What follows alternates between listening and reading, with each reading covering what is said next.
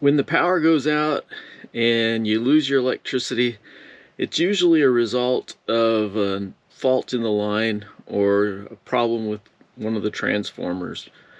When that happens, the utility company, the power company, comes out and determines, if possible, if they can fix it right on the spot, or if there's a fault somewhere in the line that needs to be fixed. And oftentimes it takes them a while before they can repair that fault. If it's underground, they usually have to locate it, between which transformers the fault lies, where on the line it lies, and that can take days, depending on how busy they are, where the line runs. They have to locate it, blue stake, and often then they'll have a subcontractor or another company come out and dig up where they've located the fault and fix it, then hook everything back up. And so that usually doesn't happen right away unless it's a line that and something that they can see and visually fix on the spot, when it happens. So when they determine that they're going to have to replace the line or fix it and it's going to take a while, they'll put a temporary power line between the transformers, just to replace that faulty line. And when they do that, that's a high voltage line that's usually laying on the ground, and they'll have that there until they can, fix or replace the line. And so when that happens, they have to have security. They can't leave that line there, because it's a high voltage line. They can't leave it unattended, basically, either because somebody could either try to steal it, somebody could just get near it and do something that will cause them to be electrocuted. So as I said, somebody has to be watching that power line when the power company doesn't have their crews there. So they hire security guards, usually through a company, and that's how it's done here in Arizona. There's basically one company that provides security for the power company, statewide, at least for one of the power companies. And the security guards are unarmed guards, licensed guards through the state of Arizona, and they sit there and essentially watch these power lines, 12-hour shifts, round the clock. And most of the time it takes 2, 3, 4, maybe 5 days. Sometimes it'll take longer if the power company is busy. If they've got a lot going on, they might just have that temporary line there for a while until they can get to replacing it. And in the summertime, they're much busier because, especially in the northern part of the state, the weather is better, so they're working on other projects that they've got scheduled, and so they don't always get to the faulty line. They'll just leave that temporary line there and have security watching it. So this is a job that I think is great for retirees, and a lot of the guards that do this are retired.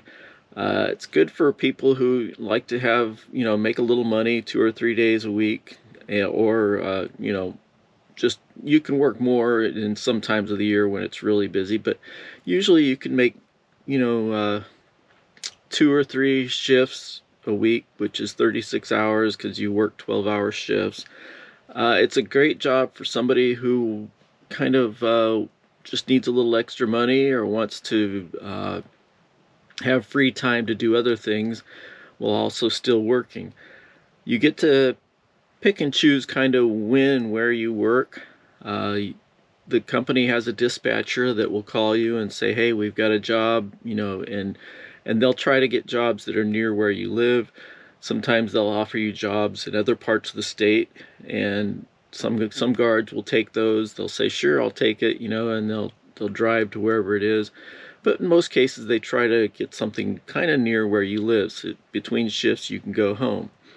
It's a good job if you like to travel, like to see the state.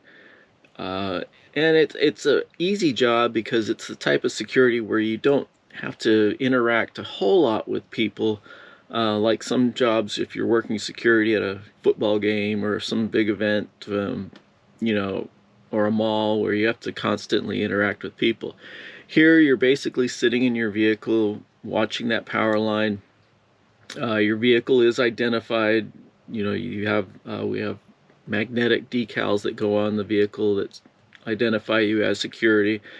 Um, and for the most part, the only people you really deal with or have to talk with are the power line companies, the people working on the faulty line, and sometimes people in the neighborhood or wherever you're working, they'll stop and ask questions about what's going on. Um, Otherwise, you sit in your vehicle, or if it's a nice day, you can be outside, but you sit and watch this line. And really, the basic requirement is that you are alert, that you're awake, that you can see the power line and the transformers, and that's pretty much it. While you're there, you know, some of the guards will watch movies, they'll read, do other things, you know, as long as they can visually see that with the line that they're watching and they're awake. Um, the requirements, of course, you have to have a good, reliable vehicle. You have to have a clean background, criminal background. Um, you have to take a class or a course that's 8 hours long, and that's a requirement that the state requires. And usually you can take it online. Some companies offer it in a classroom setting, but you take the course, the state does a background check on you, fingerprint, FBI check, things like that. And then they issue you a card. The card and all the checking, the background and everything cost about $72. And you get a card, they call it a guard card, from the state that's good for 2 years, and it allows you to work security for any security company. It is an unarmed guard position, and you get an unarmed guard card, so you're not allowed to carry any firearms with you. Um, and I've been doing it for off and on for about 3 years for the power line security. I've worked security before at major events in the Phoenix area, and I prefer the power line security over those. Um, but it's a nice job. Like as I said, you can pick and choose. The dispatcher will call you and say, "Hey, we got a job." You know, they'll tell you where it is, when the shifts are, and you decide if you want to take it. And you know, I tend to stay in a certain area, especially with the gas prices as high as they are. Um, when prices were much lower as far as fuel, you know, I took jobs further away. So most guards have a car, or a truck, you know, or just a regular vehicle. Some of us have larger vehicles like vans, Sprinter vans. Um, I've got this ambulance conversion, and that allows you to take jobs further away, sometimes out in the desert somewhere or in the forest. And then between shifts you can just stay in your vehicle and, you know, basically camp somewhere, like on a Forest Service road, and instead of driving all the way back to whatever city you're from. So this is a great job, for, like I said, retirees. We have a lot of young guards too, just people who kind of are more independent. It's kind of considered, I guess, gig work. You are an employee of the company. They do all your taxes, and they do offer some benefits, but it's part-time. Usually they will only give you about 3 shifts a week, which is 36 hours. Unless they're really busy, then you can do a lot of overtime, like I said, during the summer usually. But it's a great job, you know, especially if you do like to get out and travel around the state, see different areas, and you'd like to have a little bit of freedom as far as when and where you work. So just wanted to mention this, and I think it's, you know, for people like me who are more nomadic and like to just be out there exploring, this is a great thing to do, and I would recommend it, you know, as long as you're a good reliable person and trustworthy, then this will be a good job for you. Thanks for watching.